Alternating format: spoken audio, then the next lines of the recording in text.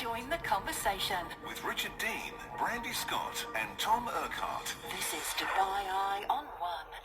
Let's talk security, specifically cybersecurity. Let's start with the numbers. A recent Checkpoint security study found that 192,000 coronavirus-related cyber attacks per week had been recorded over the past 3 weeks, a 30% increase compared to previous weeks. That's just a reflection of the rise in cases during lockdowns and restrictions and more people spending time at home. The suggestion being that human beings are the weakest link of cybersecurity. Therefore, it's more crucial than ever before. As more people spending all their time inside their homes, their online behaviour can give rise to various kinds of risks. To get more on this, we're going to talk to the team at Help AG. Now, Help AG, for your information, is the cybersecurity arm of Etisalat Digital. Their Chief Technology Officer is Nicolai Solling, who joins us live on the line. Nicolai, thanks for being with us. Good morning. Let's have a little look at the figures that I sort of threw out there. Are they sort of in line with what you as an industry professional are seeing at the moment? Absolutely.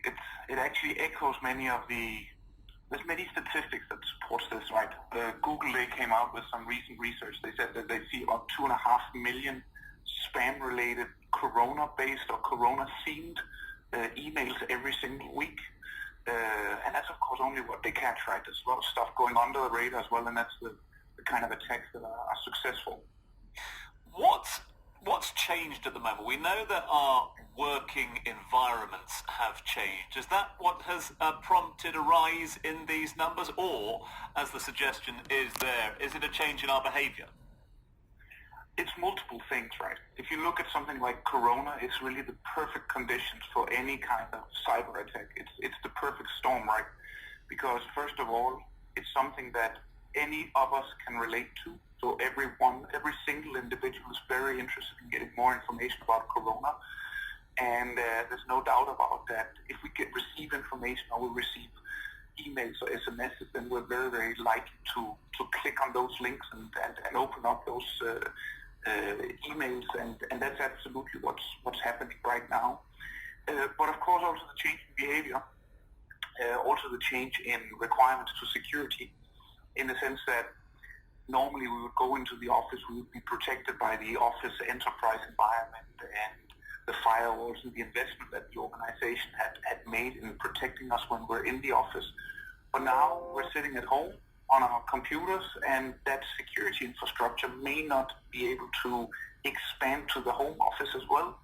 So that's why our users at home, they're in a completely different scenario than they used to be, or at least a completely different environment. I really want to get more insight into that from your perspective, because if you've got a company of 300 people, as you say, you can go into that company, you can make sure that those four walls of that tower block are as safe as possible. But when you've got 300 people sat around their kitchen tables or other places of their home, how does your role change? How are you able to make them more secure?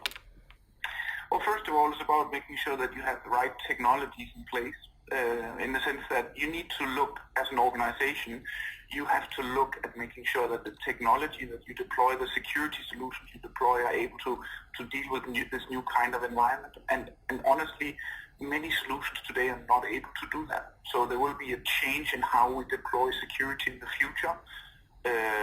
Cloud-based security, at least cloud-augmented security, will be very important as we move forward. But the other thing is that's also very important is to make sure that people do the right things when they're at home, right? So in a home environment, people will be more likely to maybe have different behavior. You mentioned the kitchen desk, which is probably a very good analogy.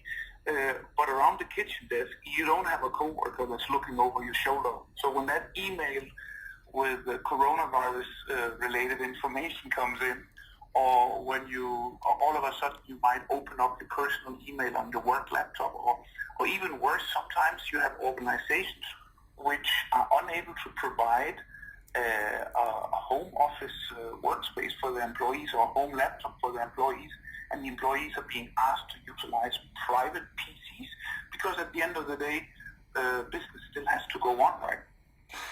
And that's a very different environment. That statement that we mentioned a little earlier on, human beings being the weakest links of cybersecurity, unpack this one for me. Is that because human beings are more susceptible to the risks of cybersecurity without fully understanding? They just sort of go in to the office and think that it's being taken care of. Is it because we don't make common sense decisions, or is it more than that? Well, first of all, you need to think about that there's a lot of individuals and organizations with bad guys out on the internet who's really speculating into trying to find that weakest link and trying to get us to do stuff that we shouldn't do. So there's a lot of thought process going into that, and that's happening constantly. It has been happening constantly for the last many years. And the other issue that we have is that individuals that are utilizing IT both on a business level, but also definitely also on a private level, they are not able to understand the impacts of this, and the awareness of what is good and bad behavior is sometimes very limited. Nicolai, I really appreciate your time this morning. Thank you so much indeed for joining us live here on the show. Nicolai Solling is the Chief Technology Officer of Help AG. Help AG is the cybersecurity arm of Etisalat Digital.